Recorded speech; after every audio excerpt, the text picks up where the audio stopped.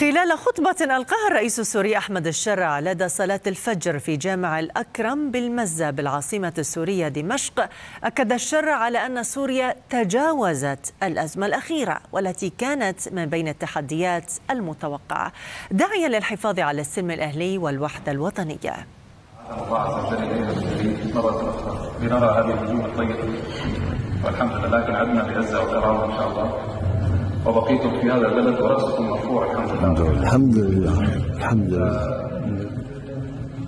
يعني الحمد لله، أرجو أن تطمئنوا على هذا البلد، فيه مقومات كثيرة إن شاء الله للقوة والبقاء والعزة والكرامة. ما يحصل في البلد هو تحديات متوقعة ليس فيها شيء.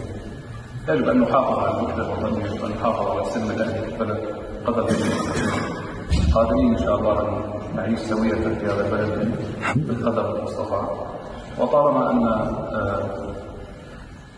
يعني هذه الثورة خرجت من مثل هذه المساجد، والمساجد علمت أبنائنا الأخلاق الحميدة وعلمتهم الشجاعة والكرم والإنصاف والعدل بين الناس، فلا خوف على سوريا إن شاء الله. إن شاء الله. الحمد لله. الله يعلم والله يعني من أعظم اللحظات التي مرت علي في حياتي.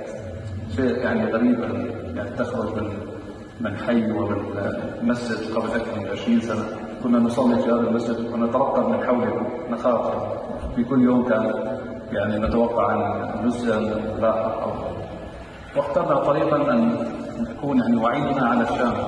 خرجنا من الشام لنعود إليها من جديد الحمد لله، والحمد لله الله عز وجل أكرمنا وأكرمنا بكم إن شاء الله. الله يجزيكم خير والله يبارك فيكم.